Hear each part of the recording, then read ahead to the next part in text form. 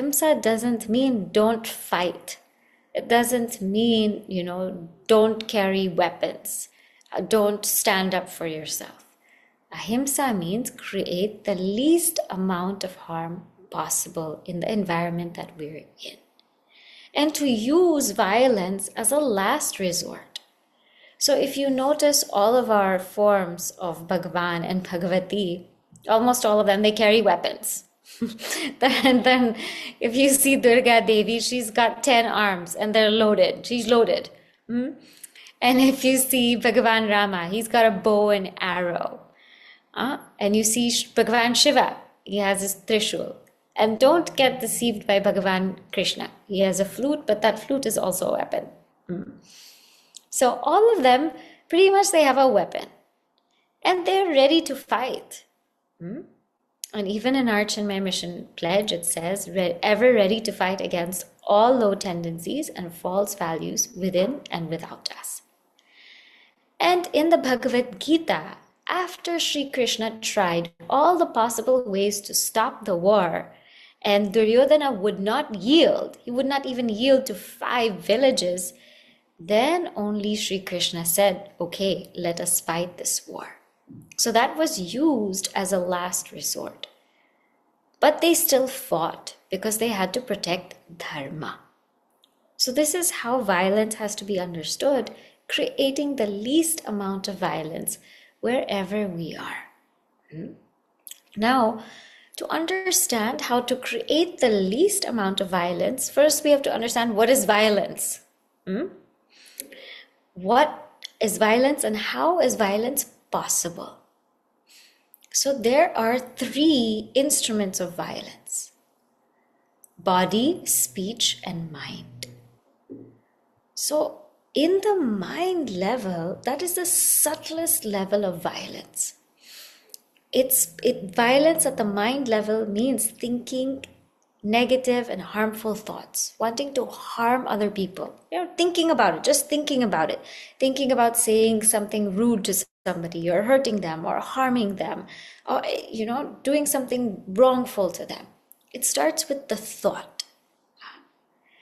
And then it comes to words. So if it's not in the thought, it's not going to come out in words. And words, violent words, we know, is foul language, hate speech. And even when we text, right? Sometimes we type caps. It means that we're angry or we want to harm somebody. Or we make this emoji, this anger emoji when we text like that. So even when we write, speech is not only speaking by the tongue, but it's also writing. Sometimes we write hatefully. We write in a very violent manner. And then speech expresses through the body. We lift our hands to hurt somebody. And whenever we are hurt inside, we not only hurt beings, we hurt also non-living things. So whenever we are violent, poor floor, we stamp on the floor. Poor door, we slam the door. Everybody suffers because of our violence. Even when we're cooking or we're eating, we put the plate down. Because like that, we just smack it down. We roll our eyes at people. We might shove or push people out of the way because of that violent thinking. So violence starts in the mind, and then it goes into our speech, and it goes into our actions. So if it's not in the mind, it's not going to go and funnel through all of these things. Now the second is, there are 3 ways in which we can be violent. So one is 3 instruments of violence, 3 ways in which we can be violent. One is where we ourselves inflict that violence. Through our mind, through our speech, or through our body, we ourselves inflict it. And when we ourselves inflict it, that is a very high degree of violence. The second is not that we're inflicting it, but we are causing someone to inflict it. So sometimes, in bullying, right? Maybe we're not the one bullying, but we're supporting the bully, right? And we're saying, okay, now you do this and you do that. And we're telling the bully what to do. So sometimes through bribing, through, blackmailing, people try to be instruments of violence. Though they themselves do not cause the violence, they bribe someone to do it for them. They blackmail someone to do it for them, or they force someone to do it for them. So this is another type. And then the third is sometimes people permit it to happen. We permit it to happen. So we might not be inflicting violence on others. We might not be, causing others to do it, prompting others to do it, but we might be just standing there, watching it and not doing anything about it. And that's very painful. It is said that, the world is not suffering because of the noise of the bad, but because of the silence of the good. And there was one story where there was a great, saint. And this saint was preaching the word of Bhagavan, the word of Bhagavan, the word of God, was preaching the word of God. And at that time, people were just against Bhagavan, against anything to do with Bhagavan. And so when people were walking towards him, they were throwing stones at him. They were throwing stones at him, because they didn't believe in any God, any form of God, anything superior to them. They did not believe in it. So all of a sudden, this man was there. He's talking about some great God. They thought that was so silly. Who could be greater than us? And they walked towards him and they threw stones and they threw stones and they threw stones at him. One person walked towards him and threw a flower. And that really hurt the saint. And he told him, your flower hurt me than all of the other stones, because you know what I'm doing is right, but you're not saying anything. That's even worse. So violence can also happen in these three types, three ways. Violence can happen also in 3 degrees. One is what we call mridu, gentle violence, wherein it is like just maybe rolling the eyes or giving a look, or pouting, gentle violence. Or it can be madhyama. Madhyama means it's a kind of violence which is little bit deeper, maybe like a push or a shove. And tivra, which is a lot of violence, intense violence, which is like really, really ripping someone apart kind of violence. So all these are ways, 3 instruments of being violent, 3 ways of being violent, 3 degrees of being violent. And this is sometimes what we express or how we express. Now the question to ask is, why do people become violent? Why people become violent is because they have experienced violence before. Hurt people hurt people. Meaning people who are hurt, they're the ones who hurt people. Happy people don't hurt people. Hurt people hurt people. So if somebody has had some episodes of violence in their families, in their lives, in their experiences, that pain, that experience causes them to hurt others, because that is what they have gone through and that's the only thing they know. So very often people who grow up in households where there's a lot of violence, they also inflict violence on other people. So in broken homes, or people who are, in streets and they have to fight for their lives, they become violent. So now what do we do if we become violent or if other people become violent towards us, what do we do? So the first thing is, if we ourselves become violent or feel this violence, how do we practice or change this to ahimsa? We have to change our thinking. I don't know if you have heard of this book, Hidden Messages of Water. This is Dr. Emoto, where he does an experiment and he exposes different bodies of water to different sounds and words. Some of them are full of love and some of them are full of hate. And when he freezes the crystals of the water, you can see the difference of what words of love do versus what words of hate do. The crystals of the water, which are frozen through words of love, they come out very beautiful and nice. But the crystals of the water, which is exposed to hate, they come out all broken, all a mess.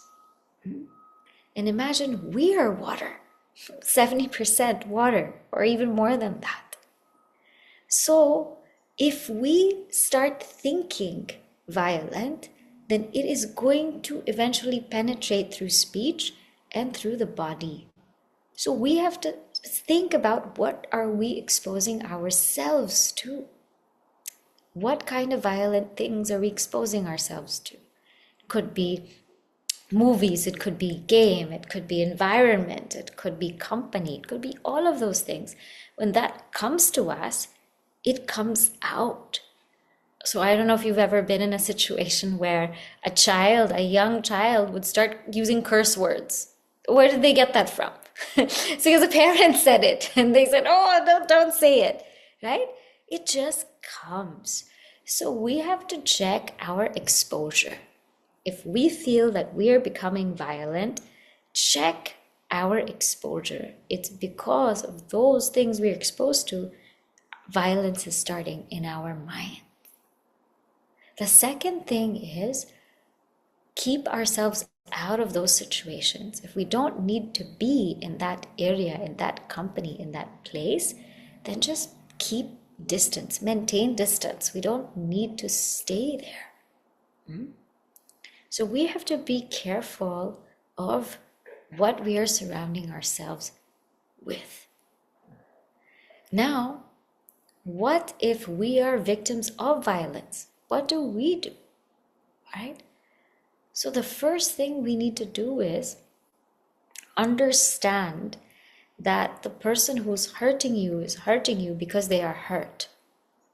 This is not justifying why they're hurting us, but understand that they are doing it because they themselves are in pain. Because when we are happy, we don't hurt people, we don't harm people. But when we're in pain, we do. So just understand where they're coming from. The second thing, which we will talk about after this, is forgiveness. To find a place in our heart to forgive that person. And I'll elaborate on forgiveness after we finish Ahimsa. And the third thing is, if it's constant bout of violence, then we have to remove ourselves from that situation.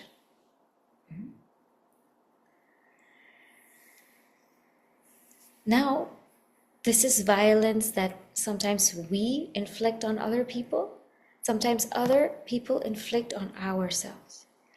But remember, there's also violence that we inflict on our own self. And that violence that we inflict on our own self is our limiting beliefs. Sometimes we are violent when we say, I can't do it. I'm not good enough. I'm not worth it. I'm never gonna make it.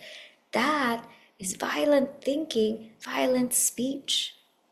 And therefore not acting, that's violent action. That's also Ahimsā. Because imagine Bhagavan gave us infinite potential, infinite ability, infinite strength. And then we have the nerve to say, I'm not good enough. I'm not worth it. I can't do it. We have the nerve. Sometimes people even harm themselves. They inflict self-harm. We have the nerve to do that when we have been given this body as a gift. So, Ahimsā, violence, is also thinking small of ourselves, thinking that we are not good, thinking that we are limited. That is also violence. Thinking small of ourselves is a crime. And therefore, towards ourselves, Ahimsā is understanding that we, with Bhagavan's grace, have that infinite source running through us. And therefore, through us, anything is possible. Ahimsā in this sense means having faith in ourselves and having faith in Bhagavan. So, this is Ahimsā. Now I know there's some questions. I'll finish Kṣānti, forgiveness, and then we will have you discuss a little bit, and then we will have Q&A after, okay?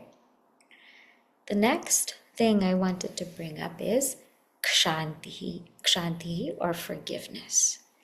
And this ties in with Ahimsā because sometimes when we are a victim of violence, when we go through violence, it becomes very hard to forgive the other person. It becomes really hard. And what we tend to do is replay what happened. Sometimes it affects us so deeply that we keep replaying it. But remember, forgiveness is freeing ourselves of the burden. The other person, more often than not, doesn't even know if we forgave them or not. They don't even know, right? When we forgive, it releases us from that great burden. One beautiful thing that we can think of is Bhagavan Shiva. Now, I'm sure you all know the story of the churning of the Milky Ocean and how Bhagavan Shiva drank that poison. And what happened when he drank that poison? He did not spit it out to others, nor did he swallow it in his stomach, but he kept it in his throat. And when he kept it in his throat, then he's called Nilakanta. And he put a snake around it. So what's the deeper meaning of this? Is that when we are fed poison, which is violence, in this case, violence or harm or hurt, anything, when we are fed poison, our dharma as seekers is not to spit it out to other people. Because when people hurt us, as I said, we spit it out and we tend to hurt other people. So our dharma as seekers is not to take that hurt and spit it out to others and also hurt others and cause so much harm to others. And our dharma is not also to swallow it and keep it inside and just let it rot and become toxic. Our dharma is to keep it here and turn it into an ornament. Understand that yes, we have been hurt. Yes, it happened. But how can I grow from it? How can I turn that poison, halal, into amrita? How can I turn that poison into nectar? I've been hurt. It was painful. It was hard. Maybe I'm still feeling it, but how can I make that an ornament of strength? That is what we have to think about forgiveness. So forgiveness is when we free ourselves of the burden of pain. That's what forgiveness is. It's freeing ourselves of the burden of pain, either caused from others or by ourselves, from ourselves, right? So first I'm speaking about forgiving others, right? And turning that poison into nectar.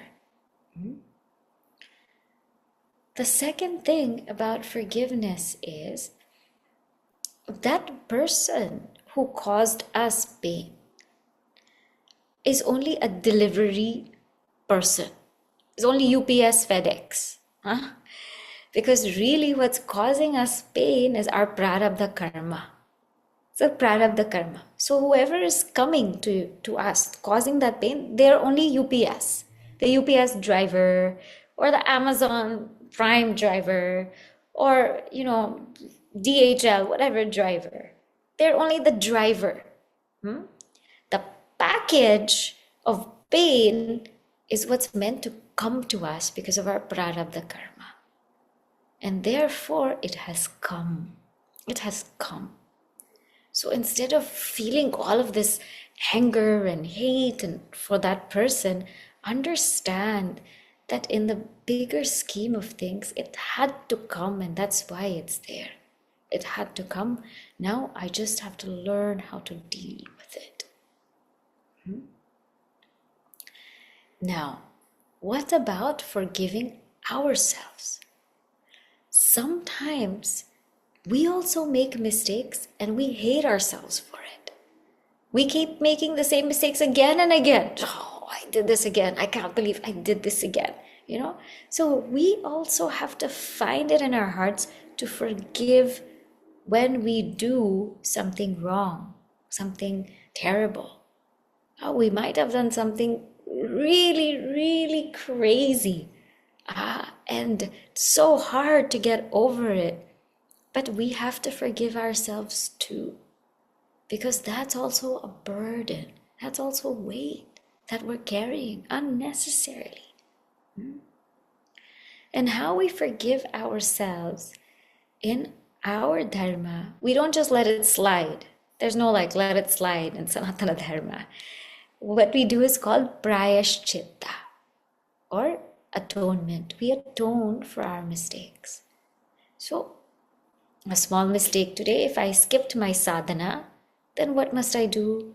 Must write a likita japa, or I must miss a meal, or something like that, or I stop something that I really like eating for 2 or 3 days. Have a prayashchitta so that we're able to forgive ourselves. And we feel the mistake. We must feel the mistake. That's a very important thing. We should not also just say, whatever, it's okay.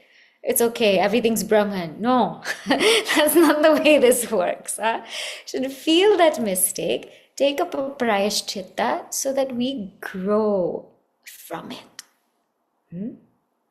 So sometimes that also happens, wherein we have to forgive ourselves.